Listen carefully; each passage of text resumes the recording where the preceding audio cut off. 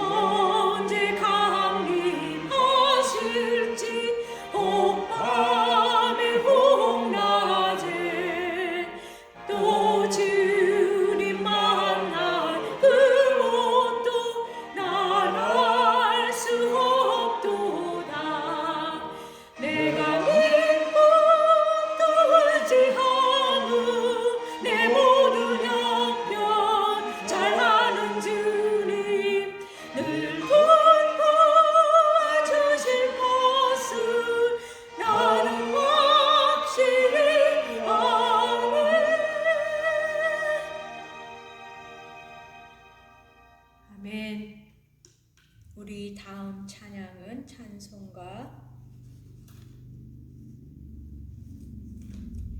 221장입니다. 찬송가 221장. 나 가난 복지 귀한 성에 함께 찬양하겠습니다.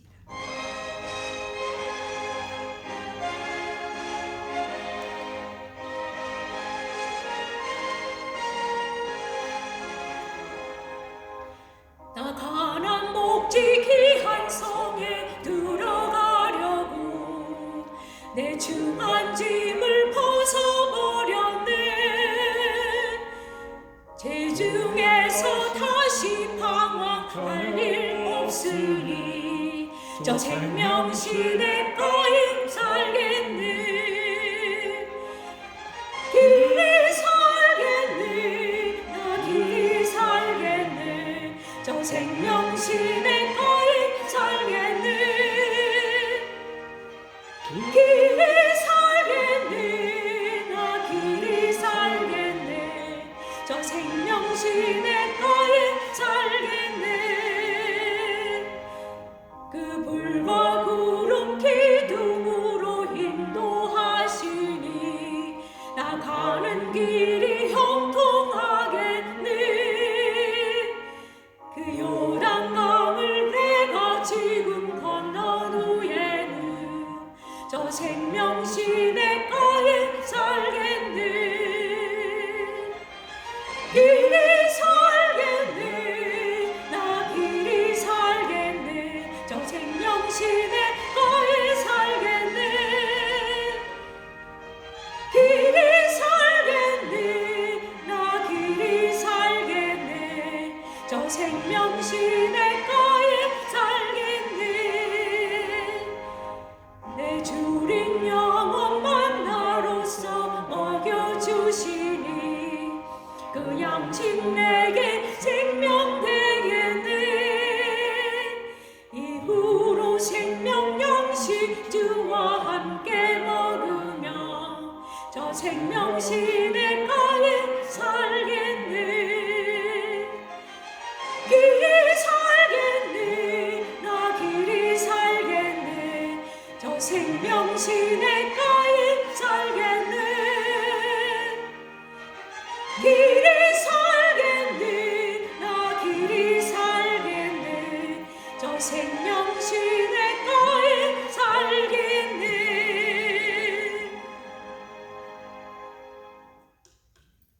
아멘.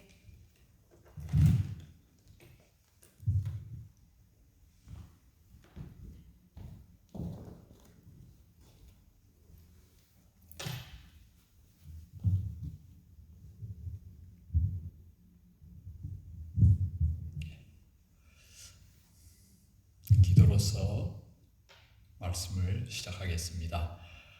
사랑과 은혜가 풍성하신 아버지 하나님, 오늘도 주님 전에 나와서 예배드리며 하나님의 말씀을 상고할 수 있는 복된 시간 주심을 감사합니다. 말씀을 통해서 하나님, 저 영혼 육이 변화받고 은혜받고 더 예수님 닮아서 하나님 영광 돌리는 주님의 지체들이 다 될 수 있도록 은혜 위에 은혜를 더하여 주시옵소서. 특별히 아버지 하나님 기도하옵기는 코로나 바이러스를 통해서 전 세계가 몸살을 앓고 있습니다.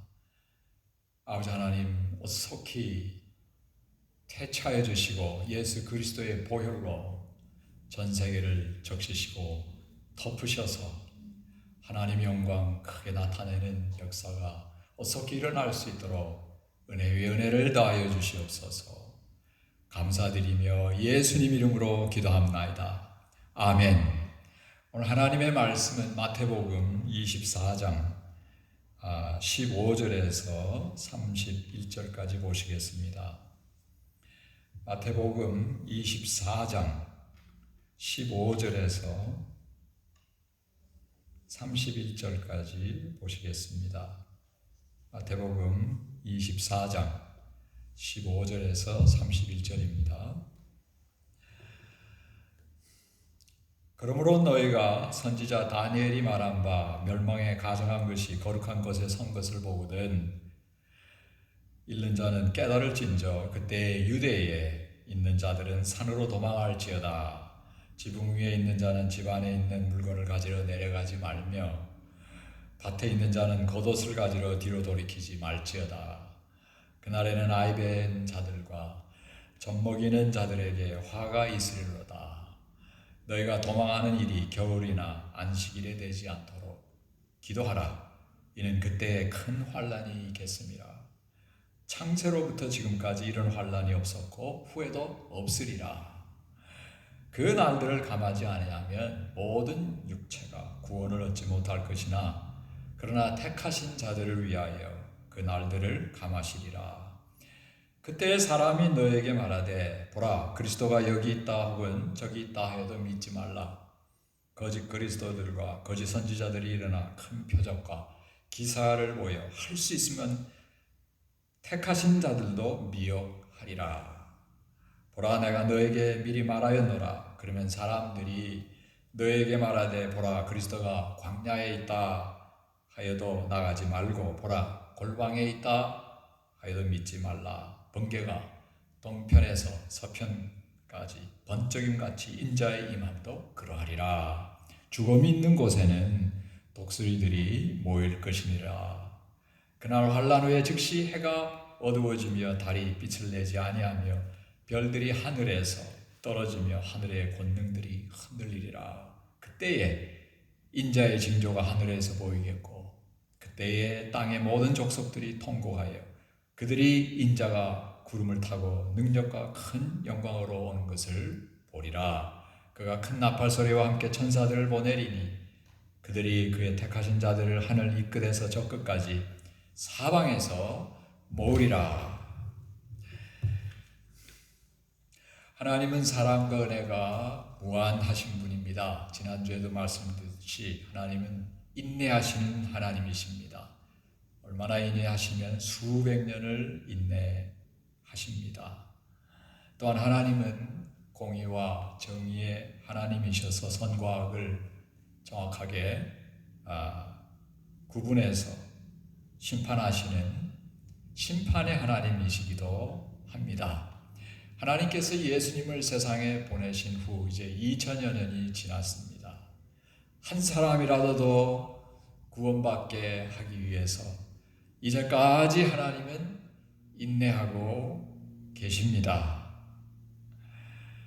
이제 천국 복음이 땅끝까지 전파된 후에 지구상에 하나님의 심판이 임할 것인데 그것을 대환란이라고 부릅니다. 오늘 본문 말씀이 바로 대환란에 어떤 일이 일어날 것인지 보여주고 있습니다. 다시 말하면 예수님께서 공중재림 하심으로 말미암아 모든 구원받은 그리스도인들이 들려 천국으로 올라간 후에 지구상에는 불신자들만 남게 됩니다.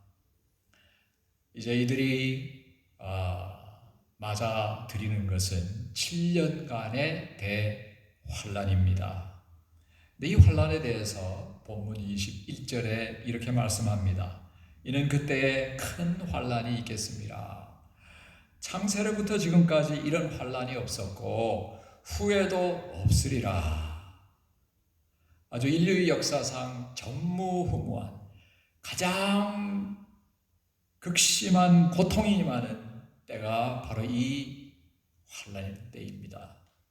그래서 이 대환란에 대한 내용이 요한계시록에서 많이 기록되었는데 6장에서부터 이제 인봉 심판, 그 다음에는 이제 7장으로 넘어가서 이제 나팔 심판, 그 다음에 8장, 9장으로 넘어가서 이제 7 대접 심판을 통해서 하나님께서 악에 대한 진노를 퍼붓습니다.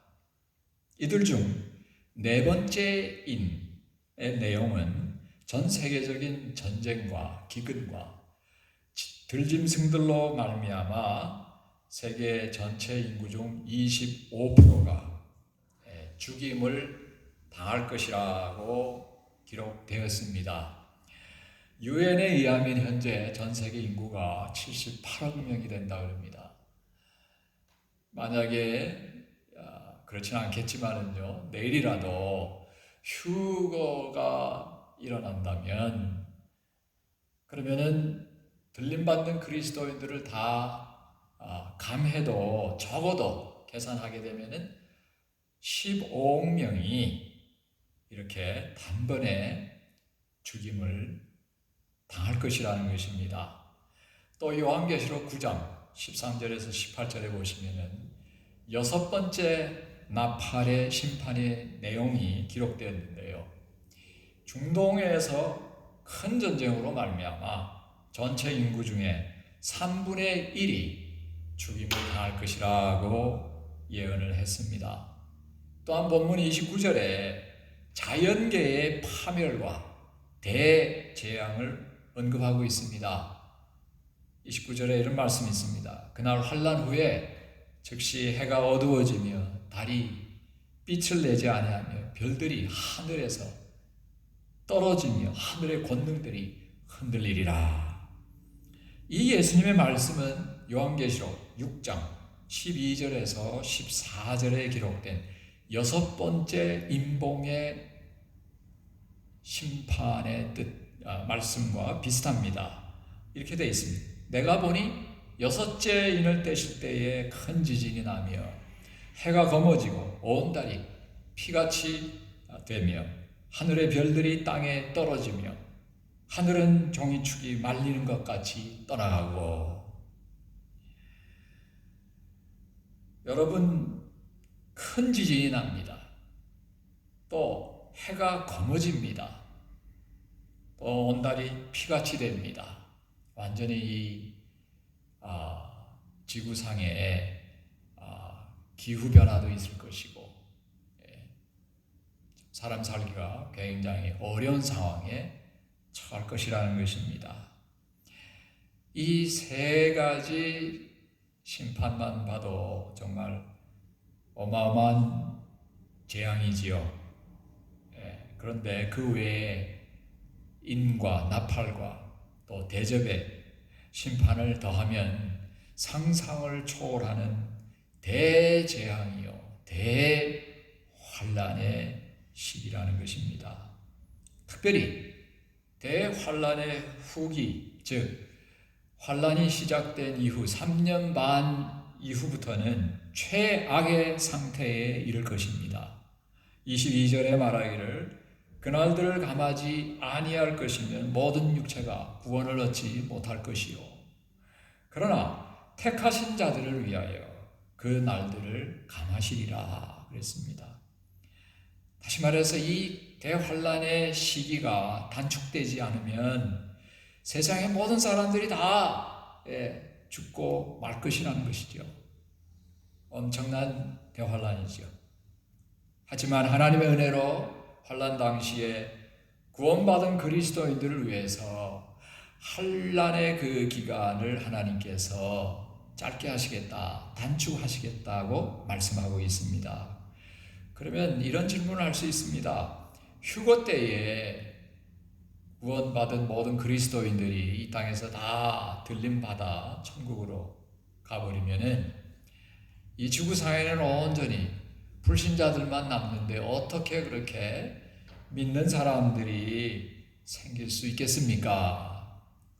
이 질문에는 두 가지로 대답할 수 있겠는데요. 첫째, 예수님을 지적으로 알고 교회도 다녔지만 거듭나지 못한 교회의 출석자들, 교인들, 소위 말하는 야고보서에서 말하는 그러한 믿음, 죽은 믿음, 행실이 없는 믿음, 이런 사람들이 갑자기 주위에서 정말 진실된 열매를 맺는 그리스도인들이 다 휴거된 걸 보면은 깜짝 놀랄 겁니다.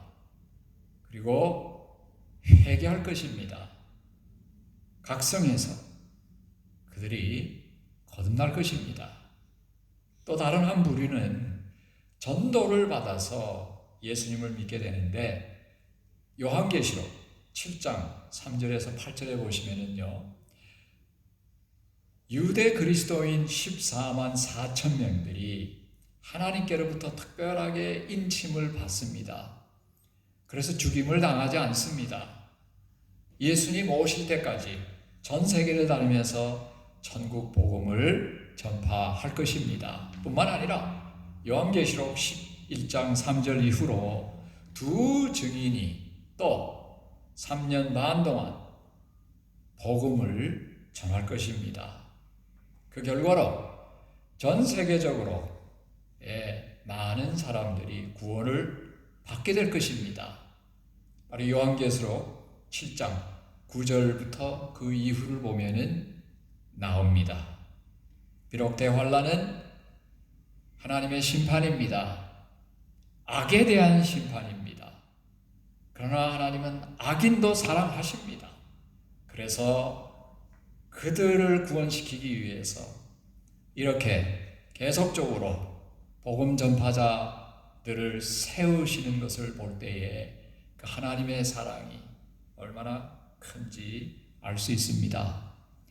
그런데 한 가지 유의해야 될 점이 있는데요. 대환란 시기 때에 요한계시록 13장 16절에서 18절을 보시면 전 세계에 단일 정부가 세워질 것입니다. 그리고 세상 모든 사람들에게 짐승의 표나 숫자를 이마나 손에 받게 할 것입니다. 그래서 소위 666이라는 숫자이죠. 이 표를 받지 않은 사람들은 시장에 나가서 물건을 사거나 팔 수 없습니다.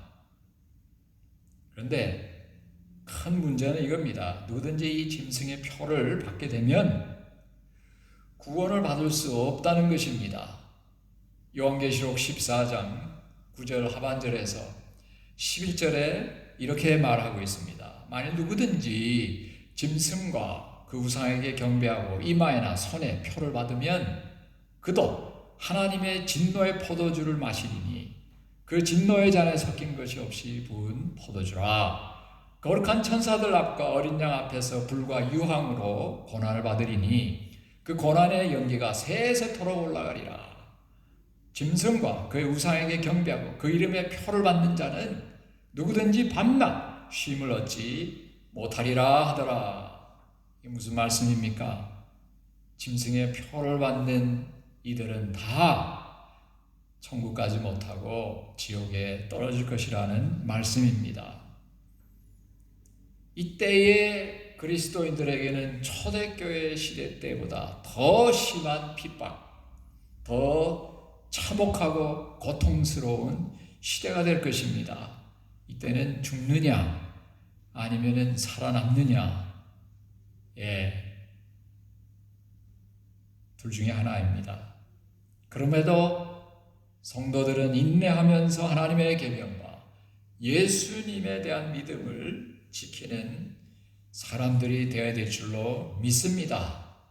비록 죽임을 당한다 하더라도 천국에 가기 때문입니다.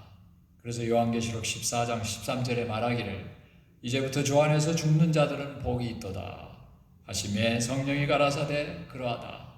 저희 수고를 그치고 쉬리니 이는 저희의 행한 일이 따름이라 하시더라. 미래에 대해서 정확하게 알고 계시는 하나님께서는 대환란 중에도 한 사람이라도 더 구원하시기 위해서 이렇게 놀라운 구원 계획을 하고 계시고, 또한 믿게 된 구원받은 그리스도인들을 살리시기 위해서 환란의 시기를 짧게 하셨습니다.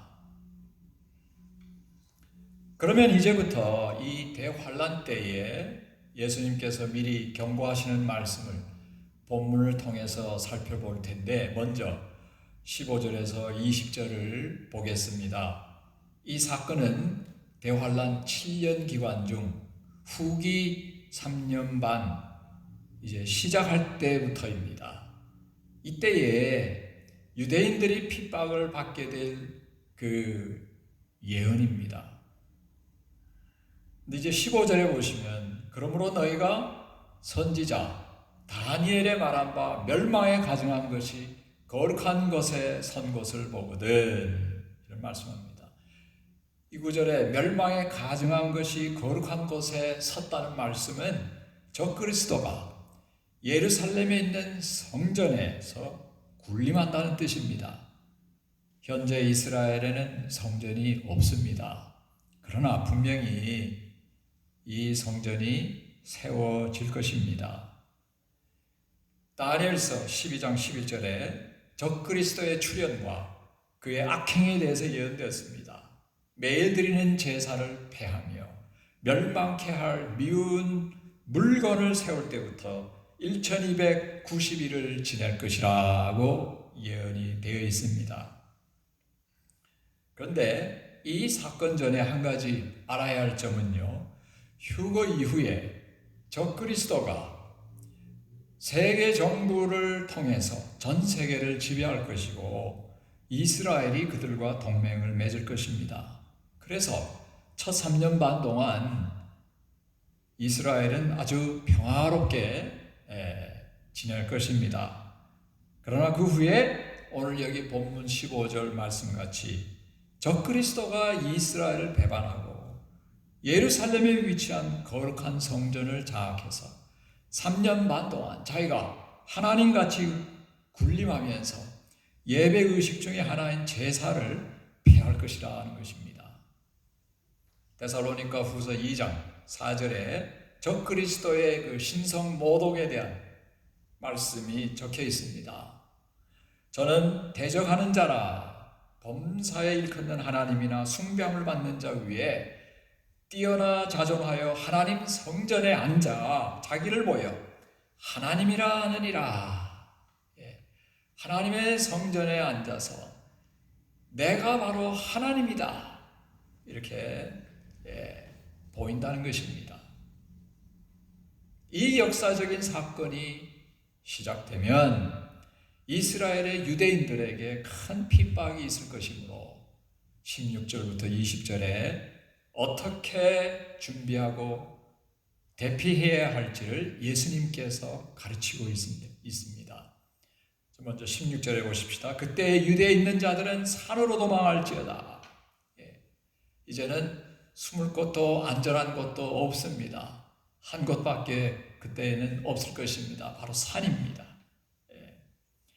두 번째로 17절과 18절 말씀을 보겠습니다. 17절에요. 지붕 위에 있는 자는 집 안에 있는 물건을 가지러 내려가지 말며 밭에 있는 자는 겉옷을 가질러 뒤로 돌이키지 말지어다. 이스라엘의 지붕은 이렇게 평평하게 이렇게 만들어졌어요. 그 위에서 기도도 하고 소일도 할 수 있었습니다. 또 집 밖으로 연결되는 그 계단이 있었습니다. 그래서 만약에 지붕에 있으면은 집 안으로 들어가지 말고 빨리 도망가라는 것입니다. 왜냐하면 붙잡히게 되면은 죽음 아니면은 포로로 끌려가든지 많은 해를 입게 될 것이기 때문입니다. 또한 밭에서 일하던 사람들은 가장 필수품인 겉옷이라도 가지러 가기 위해서 돌아가지 말라는 것입니다. 곧바로 도망가서 위험을 피하라는 것입니다. 마지막으로 19절과 20절을 보겠습니다. 그날에는 아이 된 자들과 젖 먹이는 자들에게 화가 있으리로다. 너희의 도망하는 일이 겨울에나 안식일에 되지 않도록 기도하라. 급히 빨리 도망가기 위해서는 임신하면 안 되겠죠. 젖 먹이는 아이가 있으면 빨리 도망갈 수가 없습니다. 또한 겨울에 대환란이 오게 되면 너무 힘듭니다. 살아나기도 어렵습니다. 또한 안식일에 환란이 오지 않도록 기도하라고 말씀하셨는데 유대인들에게 있어서 안식일에 대한 법들 중에 하나는요 900m 이상을 다닐 수 없습니다. 예수님의 말씀은 도망가는 일에 방해되지 않도록 기도하라는 말씀인데 그렇지 않으면 큰 핍박을 받을 것이기 때문입니다. 이제부터는 예수님의 두 번째 경고의 말씀을 살펴보겠는데요. 첫 번째로 여기 24절에서 23절과 24절을 보겠습니다. 23절에요. 그때 사람이 너에게 말하되 보라 그리스도가 여기 있다 혹 저기 있다 해도 믿지 말라. 거짓 그리스도들과 거짓 선지자들이 일어나 큰 표적과 기사를 보여 할 수만 있으면 택하신 자들도 미혹하게 하리라. 마귀는 사탄은 한 사람이라도 더 지옥에 보내기 위해서 그들의 추종자들인 거짓 그리스도들과 거짓 선지자들을 통해서 큰 이적을 나타내며 기적을 나타내면서 불신자들뿐만 아니라 그리스도인들까지도 유혹할 것이다, 미혹할 것이다 그럽니다. 그래서 예수님께서 26절에 이렇게 말씀하십니다. 사람들이 너에게 말하되 보라, 그리스도가 광야에 있다 해도 나가지 말고 보라, 골방에 있다 해도 믿지 마라. 왜냐하면 진정으로 예수님께서 오실 때는 분명한 징조가 있을 것이기 때문이다.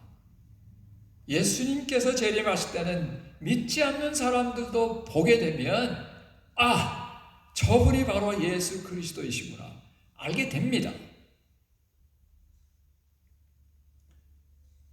이 말씀을 좀 더 쉽게 설명하시기 위해서 본문 27절과 28절에 이렇게 말씀하고 있는데요. 먼저 27절에 보시면 번개가 동편에서 서편까지 번쩍임같이 인자의 임함도 그러하리라 그럽니다. 하늘에서 번개는 큰 소리를 내면서 동편에서부터 서편까지 번쩍이며 형체가 분명하게 보입니다. 예수님의 지상재림은 모든 사람들이 확실하게 목격할 수 있고 인지할 수 있을 것이라는 것입니다.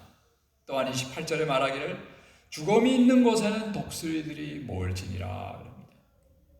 이 말씀의 의미는 독수리들이 먹잇감이 있는 곳에 떼를 지어 낮게 원을 그리며 날고 있는 것이 사람들의 눈에 분명하게 보이듯이 예수님의 재림도 가시적으로 분명하게 볼 수 있다는 것입니다.